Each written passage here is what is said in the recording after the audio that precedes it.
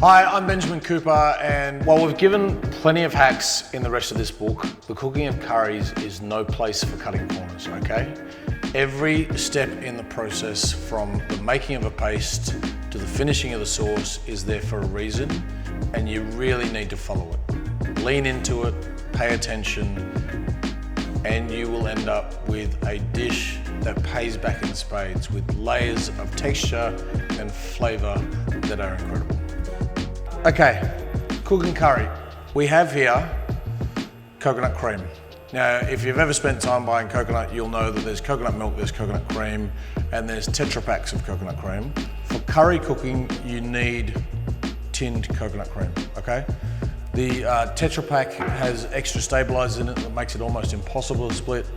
The tinned stuff does have stabilizer in it and does make it somewhat challenging to split, but easier. And if you were so inclined and you'd made it from scratch, you would find it would split pretty quickly.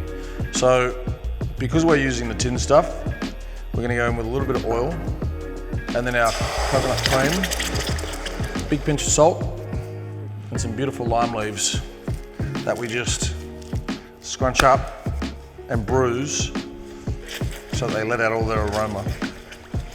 And we're going to essentially start building flavour into the base of what we're going to cook our curry out in. So I'm using a veg oil. You want something that's pretty high smoke point, minimal flavour. So a grapeseed oil, a rice bran oil, veg oil, cottonseed, your choice. We've put the coconut cream in. I've got this over a medium to high heat. I want this to boil pretty quickly.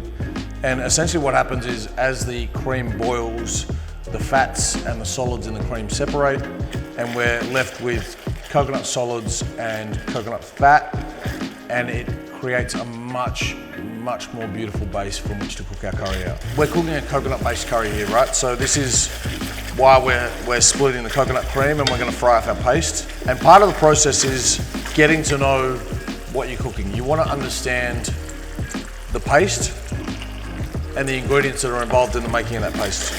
For instance, green curry, lemongrass, galangals, green chilies, lime zest. It's all punchy and citrusy and bright.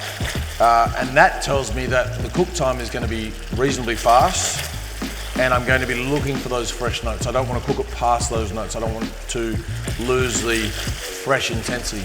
Whereas a red curry, a yellow curry, we have dry red chilies, we have roasted ingredients, we have dried spices, we have things that have far less moisture content and take a lot longer for the depth of flavour to cook through.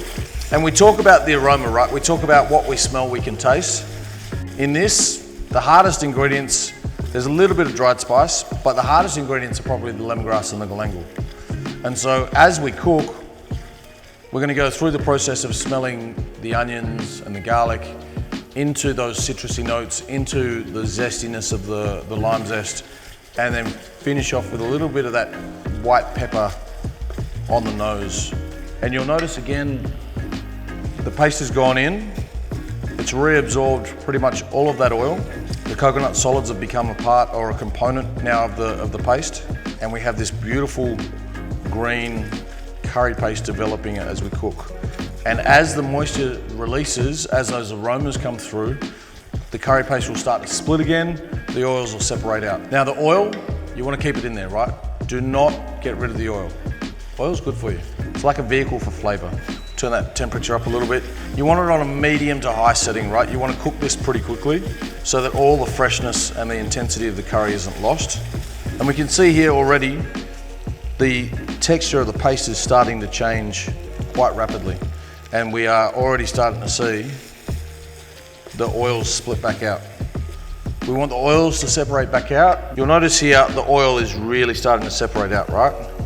The fats are starting to come back out, and that tells me that I'm pretty close. And so the next phase is adding palm sugar.